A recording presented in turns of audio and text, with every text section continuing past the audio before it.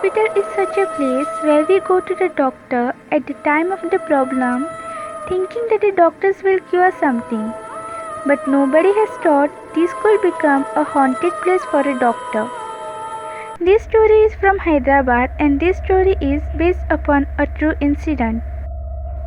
26-year-old Dr. Marwa Sawant was posted for night duty due to MBBS internship.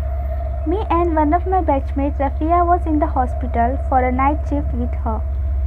During classes, we had heard about the haunted room which was located in the basement.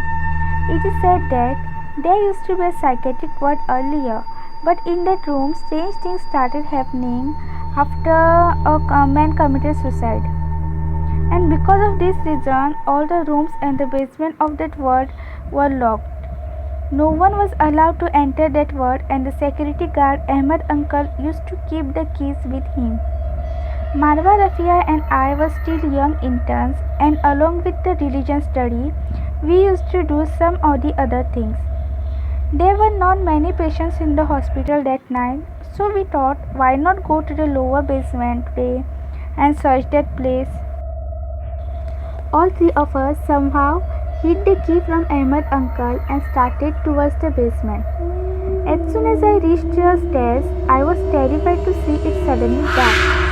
Then I told everyone to walk back, but no one listened to me. As we were walking down the stairs, my nervousness was increasing. But I did not say anything to anyone, thinking that no one should consider me as a coward. The light of a room in the corridor was blinking for a long time, and all three of us panicked and reached that room. Everywhere was closed, but still there was a strong wind blowing around that room. Then I saw a man hanging from a fan in that reflection of a window in that room, and I screamed out loud, and the man disappeared as soon as I shouted. Marwa and Rafia started laughing loudly after seeing me scared, but I could not say anything to them again. Then they both started going inside the room, but suddenly I started feeling cold and I went out of the room. As soon as I left the room, I felt as if someone had grabbed my leg and I squeaked loudly. Before Marwa and Rafia could do anything, they saw a scary little man was dragging me to the end of the corridor. They ran towards me, but the door of the room was closed, and Marwa and Rafia could not get out of that room. Suddenly the lights went off. They tried to open the back door and it opened easily. It was dark in the basement and Marwa and Rafia didn't understand anything. When they turned on the torchlight, they felt that a shadow was roaming in the corridor.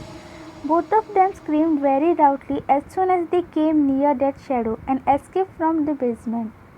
As soon as they went upstairs with the help of the Ahmed uncle and some people, they got me out of the basement and admitted me in the hospital room.